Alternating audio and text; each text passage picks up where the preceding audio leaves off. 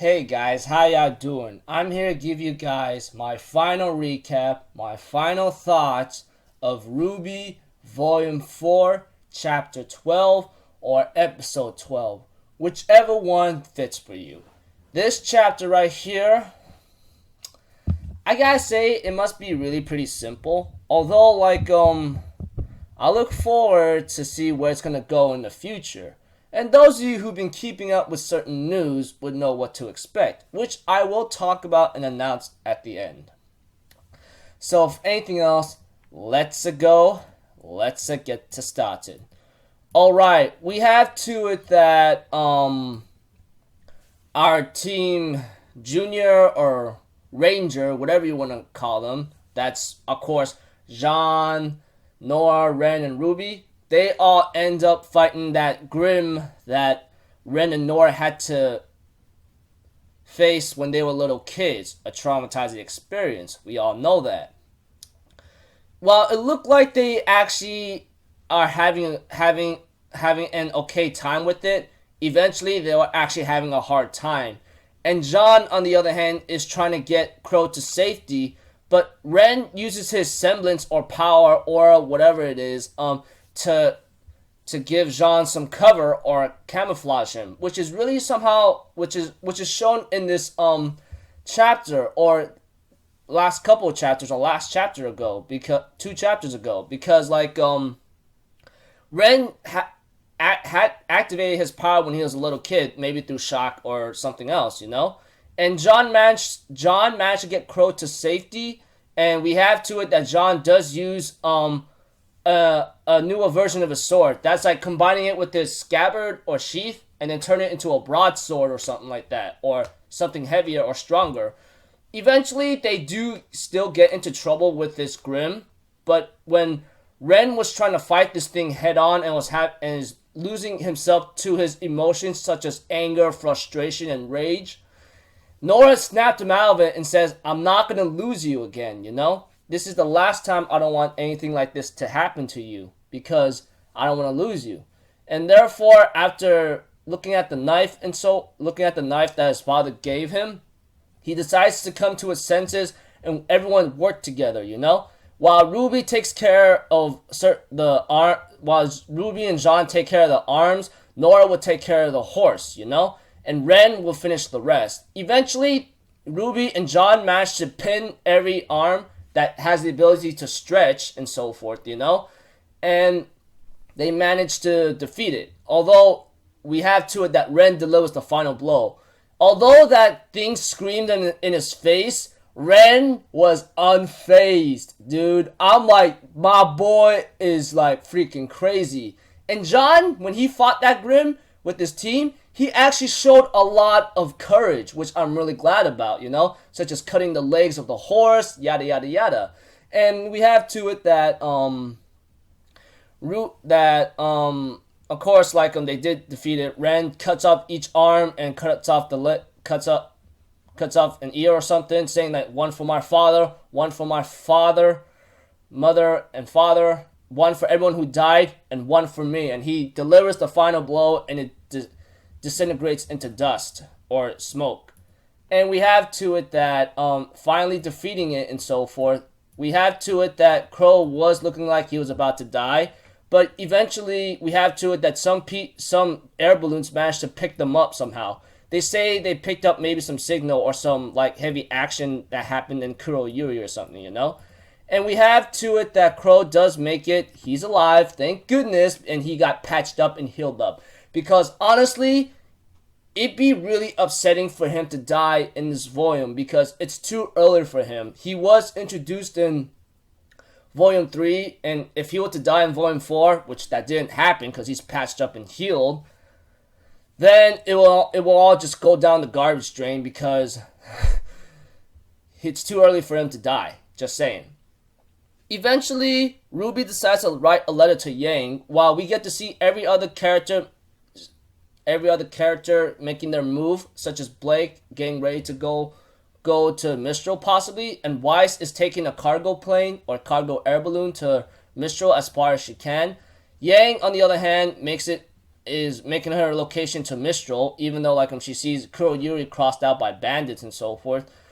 We have to it that Yang that does say like you are so much in trouble when I find you and so forth, you know, that kind of thing. And of course, Cinder is using her powers while like Ilya is talking to the Faunus Fox's spies or something, while Jean is being comforted by Ren and Nora, you know, and so forth, which is really cool. Although when I look at the letter of Ruby that she's writing, she does tell Yang, you said Ruby does talk about her journey in her letter to Yang, and Yang on the other hand is, of course, she's not reading it or something because she's off to like to Mistral, of course. And we all know that Ruby does not know about this, but as she explains in her letter, like we all have to go past this. If we can't move forward, then a lot of things will happen. A lot more bad things may happen, you know. You know, Ruby's letter to Yang letting her know that we have to keep going. Uncle Crow's with us. We're gonna go to Haven Academy and so forth and so on. And I think the city's called Anima or Amina. I don't know. Ruby said something like that about that city. If I'm wrong, I'm sorry. You can slap me right and left if you want, you know. And we had to with the Oscar's on his way to Mistral as well, you know, that kind of thing. And of course, with the help of like Ozpin. And the way how it ended with before the credits is like Watts, which is apparently one of the antagonists for Salem's faction, shows up at Haven Academy to Professor Lionheart or something. I'm thinking about mine, oh my gosh, why the heck did it end off there? So it looks like Watts has a role to play for Haven Academy, which I'm pretty sure we will see very soon. But those of you who stayed to the very end after the credits, there was a post-credit scene with Oscar talking to Oscar, who apparently talking to Crow, saying that I'm supposed to have my cane back or something. And Crow says, "Huh, it's good to see you again, Ozpin," and therefore throws at him, and it launches into, of course, that cane goes into a cane whatsoever, and therefore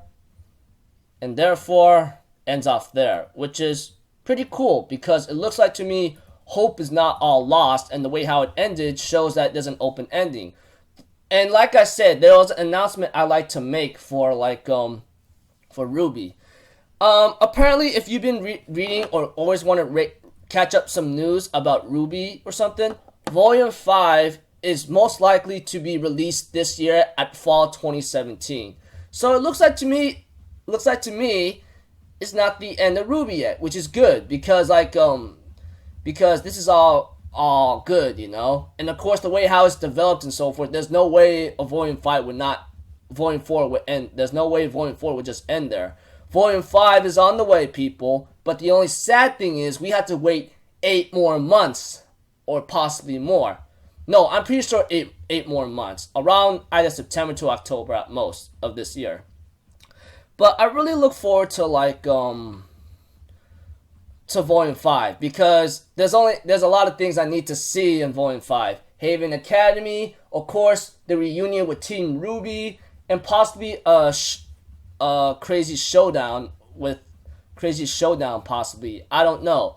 But of course we need to see Cinder back in Volume 5 possibly in action because we did see her in this final chapter or episode where she kills RWBY in an image where she's begging for help or stopping her and having no hesitation, you know? So she's trying to cut off her hesitation and using all her powers as the Fall Maiden.